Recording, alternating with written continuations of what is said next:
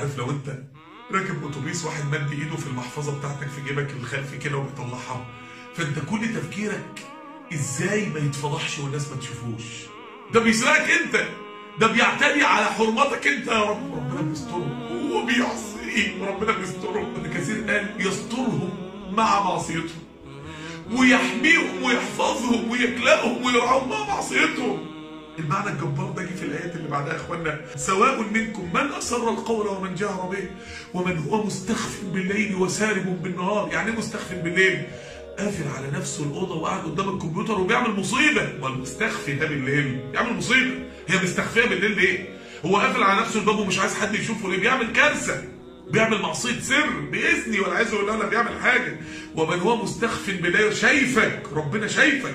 وسارب بالنار. يعني ايه سارب بالنار؟ سارب يعني خالص وسط السرب بتاع العصام، فاكر انه مخفي قاعد ياكل ربا وهو شغال في بنك من البنوك، وفاكر قاعده متبرجه وسط 100,000 بنت في الجامعه متبرجه زيها، وفاكره انها وسط السرب مش باينه. مش باينه. سارب زي التسرب التعليمي كده، واحد بيتسرب ويتسرسب كده من غير ما حد يدري بيه عشان يروح يعمل مصيبه، بياخد الرشوه في الهدوء كده وفاكر ان محدش واخد باله منه او ربنا مش شايفه. بياكل الربا متبرجه، بيعمل يعني بالليل مستخفي بيعمل مصيبه، وبالنهار متسرب بيعمل مصيبه. فهذا عاصي الليل والنهار. ده واحد بيعصي الله ليلا ونهارا. ده مجرم. ده من اشد ايات المعصيه في القران. ده مجرم ليل نهار بيعصي ما بيقفش. طب ده ربنا عمل له ايه بقى؟ شوفوا الايه اللي بعدها. له معقبات من بين يديه ومن خلفه يحفظونه من امر الله.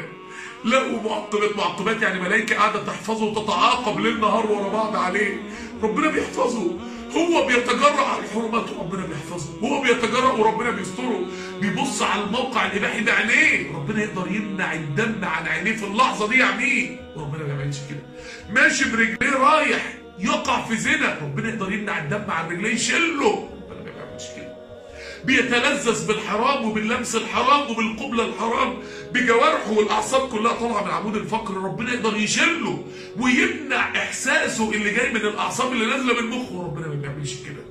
له معقبات قاعد يحفظه ليل نهار من بين يديه ومن خلفه يحفظونه. بيعصيه وهو بيحفظه وبيستره وبيرزقه وبيعافيه من امر الله.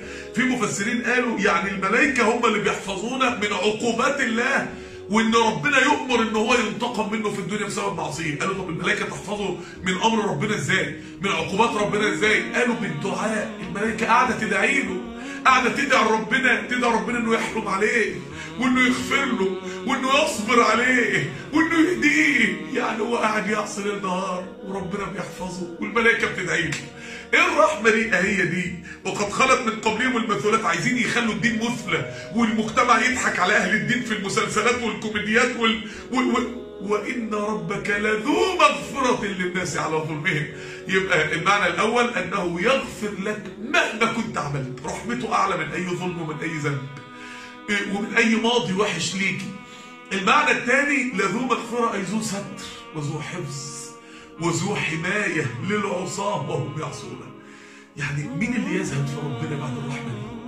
مين اللي يعني يشك في ربنا بعد ده شواهد اليقين ده؟ مين اجمل من ربنا في الكون؟ مين معاملته اجمل من معامله ربنا في الكون؟ وان ربك لذو مغفره للناس على ظلمهم. بس افتكروا ان ربك لشديد العقاب. يعني برضه هتفضل تلعب، العقوبه مستنياك.